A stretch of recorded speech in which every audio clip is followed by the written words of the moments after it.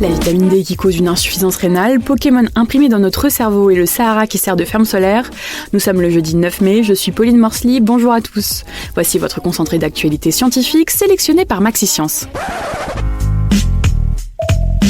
La différence entre l'homme des cavernes et nous, c'est le résultat de la science. Et ce n'est pas une opinion, c'est de la science. Notre monde n'est pas si moche. La tuberculose progresse en Île-de-France, la région la plus touchée par cette maladie infectieuse.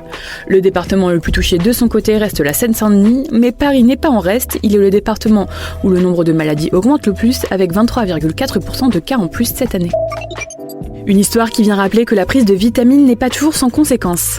Un article publié dans le journal de l'Association médicale canadienne explique le cas d'un patient qui s'est vu prescrire des vitamines D par un naturopathe.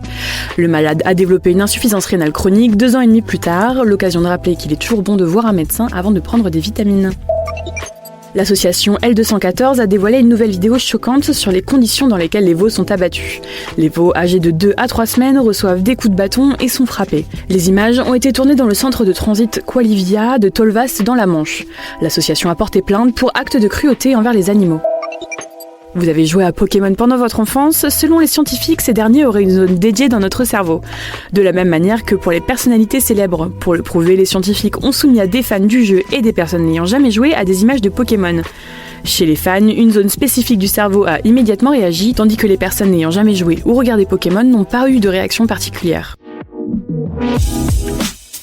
Super, j'adore. Alors écoute-moi bien, je vais essayer d'être clair avec toi. Ouais, génial. En Inde, 2 archéologues amateurs ont découvert d'anciennes gravures sur des plaines rocheuses. Certaines gravures mesurent plusieurs mètres de diamètre et représentent des hommes ainsi que toutes sortes d'animaux sauvages, évoquant des scènes de chasse. Les 2 hommes estiment que ces gravures auraient été réalisées il y a plus de 10 000 ans. Il y a un an, Mary Faye et Jack Snow se prenaient en photo à Pink Beach, une célèbre plage d'Indonésie réputée pour son sable rose. Revenus cette année, ils ont découvert la plage couverte de déchets plastiques du fait de la pollution des mers. Pour sensibiliser les internautes, le couple a réalisé la même photo et a publié l'avant-après sur Instagram. Les images ont fait le tour d'internet et sont à découvrir sur le site de Maxi Science. Et si le désert du Sahara servait de ferme solaire ?